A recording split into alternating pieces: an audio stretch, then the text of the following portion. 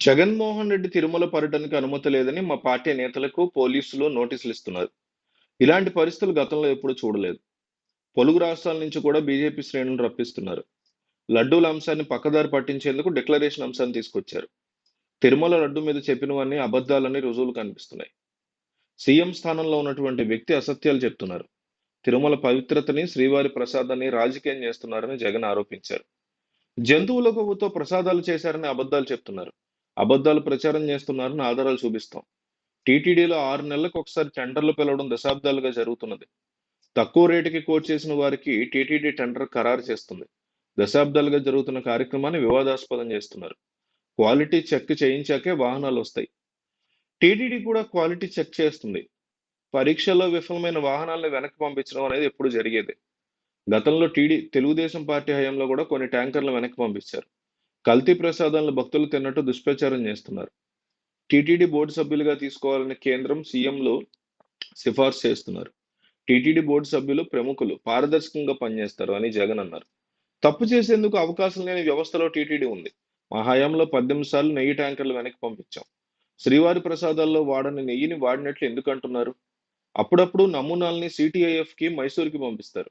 ఇప్పుడు నమూనాల పరీక్ష మొదటిసారిగా గుజరాత్కి పంపించారు.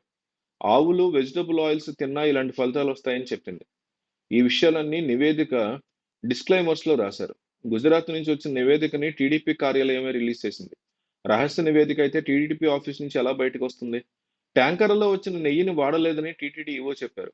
సెప్టెంబర్ 22న టీటీడీ ఈవో ప్రభుత్వానికి లేఖ పంపారు. టీటీడీ ఈవో పలుమార్లు చెప్పినా వినకుండా సీఎం మళ్ళీ అబద్ధాలు చెప్పారు. రాజకీయంగా లబ్ధి పొందేందుకే అలా అబద్ధాలు ఆడుతున్నారు. తిరుమల ప్రసాదం మీద ఇలా దుష్ప్రచారం చేయడం అపవిత్రత కాదా? గతంలో అనేక సార్లు తిరుమల వెళ్ళా. ఈ విషయం అందరికీ తెలుసు. శ్రీవారి దర్శనం చేసుకున్నాకే నా పాదయాత్ర మొదలుపెట్టా.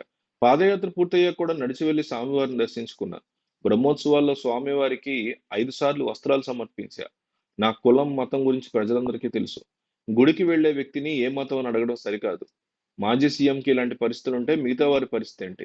మతం పేరుతో రాజకీయాలు చేయడం చాలా దౌర్భాగ్యం అంటూ వైఎస్ జగన్మోహన్ రెడ్డి మండిపడి ఒక ప్రెస్ మీట్ పెట్టారు.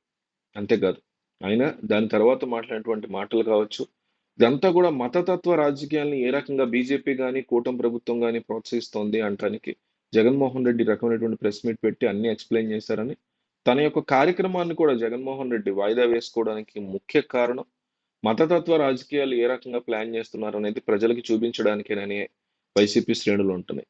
ఈ అంశంలో జనం ఎవరి వైపు ఉన్నారు? జగన్ వైపు లేదా చంద్రబాబు వైపు? డిక్లరేషను, లడ్డు, తిరుమల, తిరుపతి ఈ వ్యవహారంలో జనం ఎవరి వైపు ఉన్నారు? జగన్ వైపు లేదా చంద్రబాబు వైపు అని మీరు ఖచ్చితంగా కామెంట్ చేయండి.